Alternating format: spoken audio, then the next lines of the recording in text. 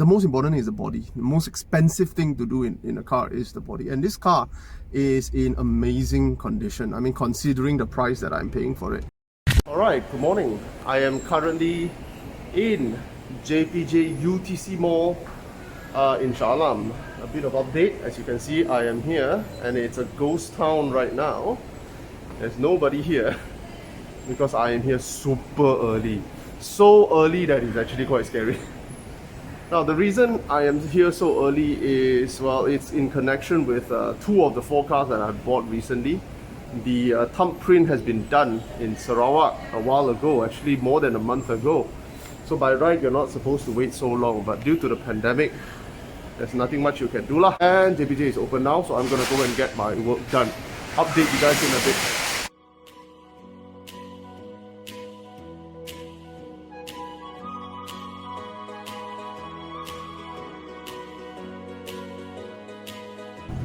Alright, update time. I've just come back from JPJ. Rainy morning, man. Thunderstorm in the morning. So wet, but very cooling. Very good weather. So I'm here at my mechanic's place. My family mechanic, you can say it. Yeah, all my cars are taken care of by this guy. Car Tech Service Center, you can see that. When you own a bunch of classic cars, even if you start them on a consistent basis, some of them will decide not to start lah. That is natural. Alright, so when you own a bunch of classic car, you better help keep a mechanic, a household mechanic on speed dial. Alright, so let's take a look at the cars that I've purchased.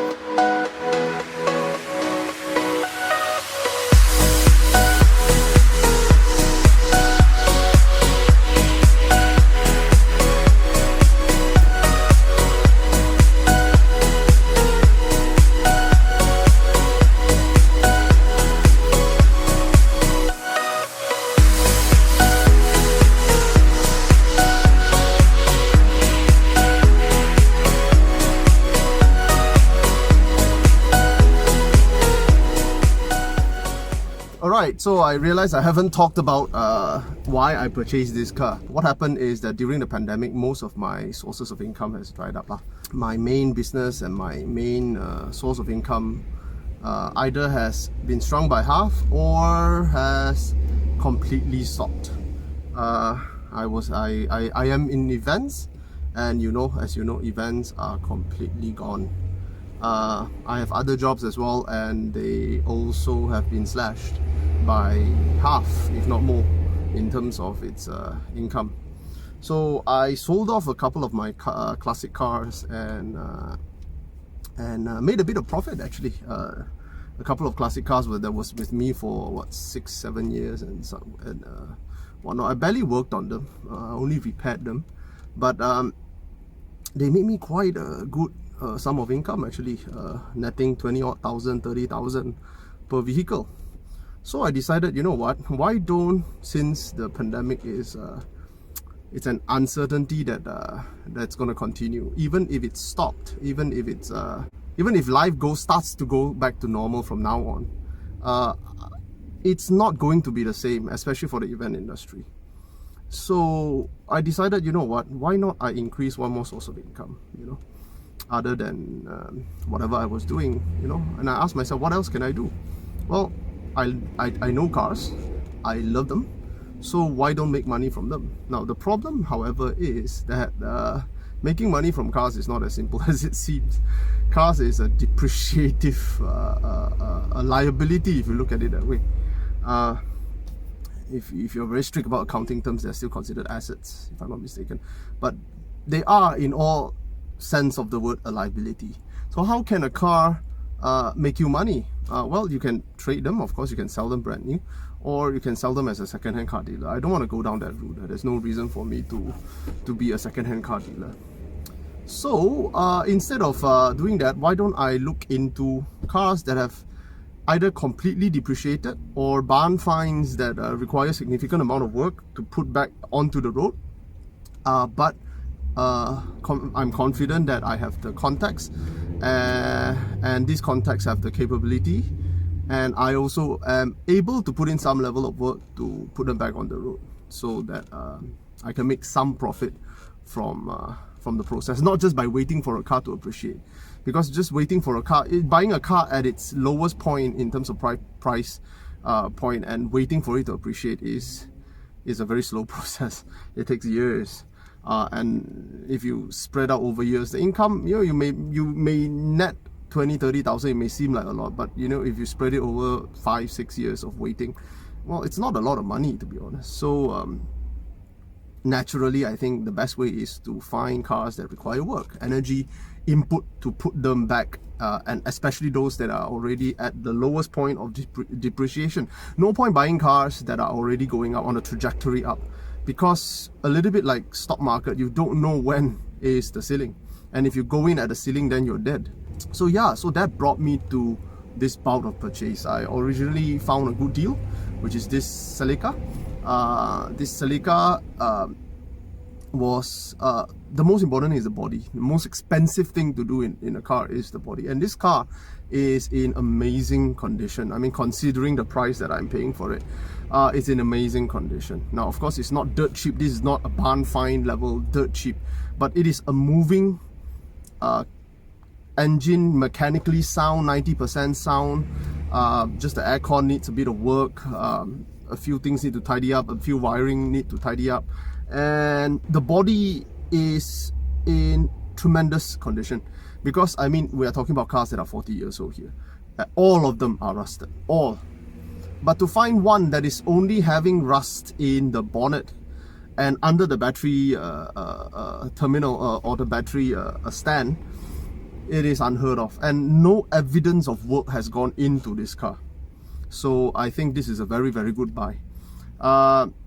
It's not market value. In fact, from the time I bought this car, which is 2 months ago, to now, in fact, I see the market value gone up, because about 4 or 5 Celicas has gone up into the market for sale from the time I bought this car until now, and most of them are asking higher. Those that are of similar condition or better are definitely asking higher. We're talking about 10,000 ringgit higher than what I paid for in this car. Those that are in horrendous condition, that means if you are not ready to get dirty yourself, you're not going to look at them kind of cars. They are asking similar price as this car now. So I would say it's a very good deal. It's not a barn find, a jackpot kind of deal. All right, there is a jackpot deal. I'll show you afterwards. But this is the first car. So this is my first purchase. There is one problem with this car, is that a lot of trim pieces are missing. Now, originally I intended to redo these trim pieces myself, attempt to redo them. But as more and more purchases I've made allows me to cannibalize amongst the car, some of them I may not need. So let me just show you what needs to be done in this car in order to make it presentable. First off is the dashboard. Now, the problem with this dashboard is, of course, I can go and rewrap it. Alright, I can go and rewrap it, and that's what I think I will do. I don't think I will replace the entire dashboard per se, because we're not talking about a very rare car here that is commanding like 50,000-60,000 ringgit on the market. We're not talking about a car that is ready to be sent overseas for a significant higher resale value. So I am not going to replace the dashboard. I'm just going to wrap it in leather just to make it look better. Okay, second thing is the steering. I don't know. I mean, one man's meat is another man's poison, but this is absolute venom for me. I can't stand looking at it, and the fact that it is still here, I really can't handle it, man. This has to go. I haven't decided whether I'm going to cannibalize or I'm going to go and find a period correct steering. depending on the circumstance. But I need to get the car ready, very healthy on the road, and then I'm gonna get the body done, then I'll get the trim pieces done. The biggest problem right now with this car is, as you can see, the door card. Now the door card, this is original. This piece of metal is original. It's a very thin piece of metal, and then there used to be those kind of it's like reconstituted wood panel kind of thing. Whoever did this decided to go for plywood. Now a plywood is okay. It's not a bad idea. It just looks bad, but there's supposed to be a skin across it. And the skin is missing. Now, I have not decided. Originally, what I wanted to do is I wanted to make one myself from a leather that I would buy from a nearby supplier. But I may have come across a piece from that allows me to cannibalize from another car. So I may do that. I'll explain a little bit more later. Now, the center console of this car is broken. It is broken. It's two pieces, one piece here, and this is one piece.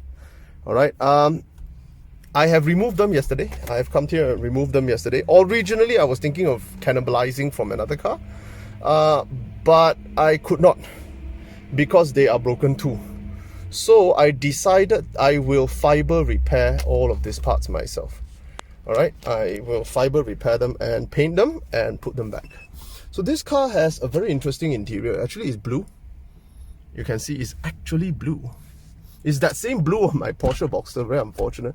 Which means that this may have been replaced, because if this is blue, why is this not blue? Now, I don't know if I can find a replacement, and I don't think I will, to be honest. So I'll leave it as it is. I'll clean it up and leave it as it is. And that just leaves me one question. Do I paint this panel blue or this panel blue? Or do I go for black? This is a headache. As you can see, the parts are really blue in color originally. So is the seats, man. The seats got a bit dirty. It was cleaner. It got a bit dirty from mechanics work, but it's okay. We'll sort that out later on. So the panels are blue. So I am a bit conflicted. I don't know, man, whether I should keep to the original color scheme or should I just go for black and be safe. The headliner is not blue anymore. I'm pretty sure it was.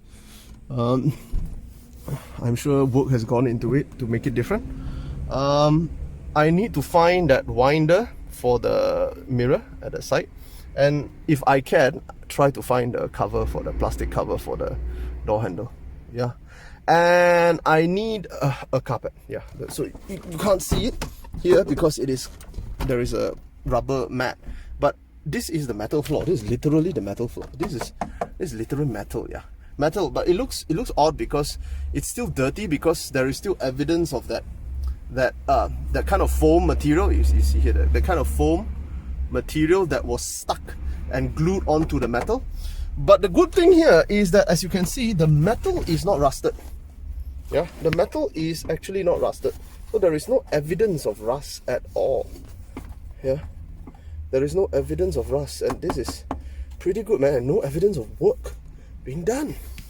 So it's all original. It's all these are all metal, man. All original. There is a hole here, you can see.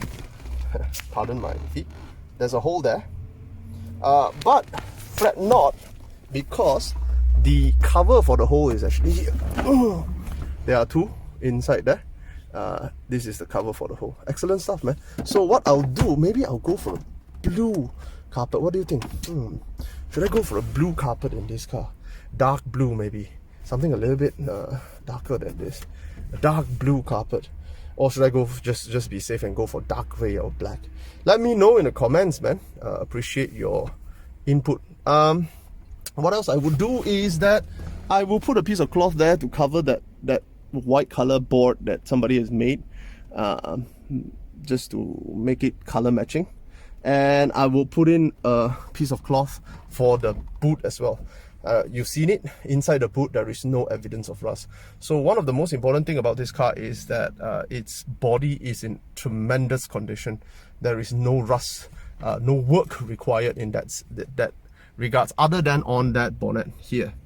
So paint has got to go, of course. These are very old paint, but the rust is only concentrated there, and it's in tremendous condition. Amazing stuff.